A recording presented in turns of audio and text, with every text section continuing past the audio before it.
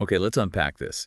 Today, we're doing a deep dive into the source material you shared on Vrumies Luxury Products. Right. We're really just trying to analyze the claims, the whole operation behind what looks like a very polished e-commerce site. It does look polished. So our mission is to figure out if this so-called luxury bicycle store is actually selling value or if it's just, selling convenience. Or the idea of value. Exactly. Roomies claims to have thousands of products, constant deals, free worldwide shipping.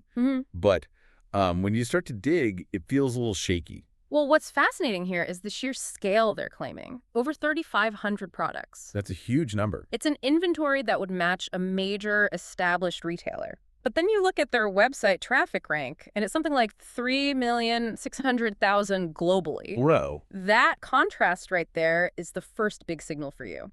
They claim the scale of a huge corporation but have fewer visitors than, say, a local blog. That immediately makes you ask, if they have this giant warehouse full of stuff, why is nobody visiting? Precisely.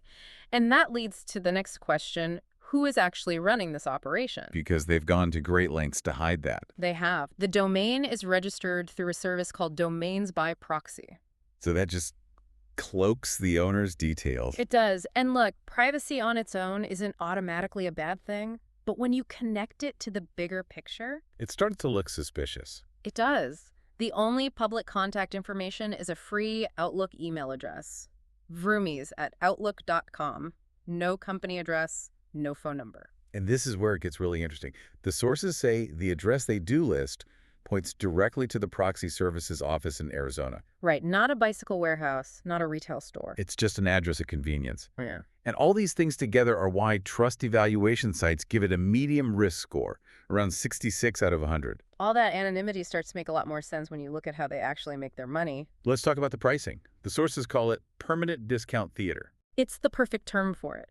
Everything on the site shows an inflated original price that's been crossed out with the sale price next to it. Yeah, and they use these specific examples that are really compelling, like a bike tool marked down from $72 to $45. Or another part that was $95, now it's $61. It just creates this constant illusion of savings.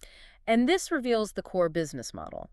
What you're seeing is a very professional-looking storefront, but it's really just a facade. A facade for what? For sourcing generic bicycle products from overseas suppliers, adding a 30 to 50% markup, and then presenting that new price as a deal. So they're not getting a bulk discount, they're just marking it up and then pretending to mark it down. Exactly. They profit from the perceived discount, not from any real economies of scale. Wait, so they're basically just an outsourced marketing layer. They don't ever touch the product. Never. Which raises a really important question. Who's actually taking the risk here? The customer. The customer.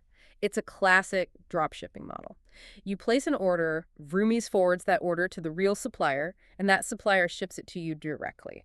And that's why they can offer free worldwide shipping. It's just built into that markup, but the customer is the one who pays the price in other ways. Absolutely. Because Vrumies is just the middleman. You, the customer, assume all the risk on quality, on shipping times, on returns. If something goes wrong, you're not dealing with Roomies. You're trying to deal with a supplier who could be halfway around the world. And your warranty or return depends entirely on that distant supplier's responsiveness, not the slick website where you bought it. So putting it all together, what does this actually mean for you? It's a polished operation designed to capture profit through the illusion of luxury and discounts. Right. It lacks all the core things you'd expect from a real specialty retailer. No transparency, no accountability, no actual expertise. Real retailers, especially for specialty gear like this, they're staking their reputation on the products they sell. This whole investigation really highlights that difference, doesn't it? The difference between real value from a trusted vendor versus the illusion of convenience that's just marketed really well online. So here's a final thought to leave you with. Consider the difference between a high product count and an established, accountable reputation. When you're miles from home, relying on your gear, which one provides more true value?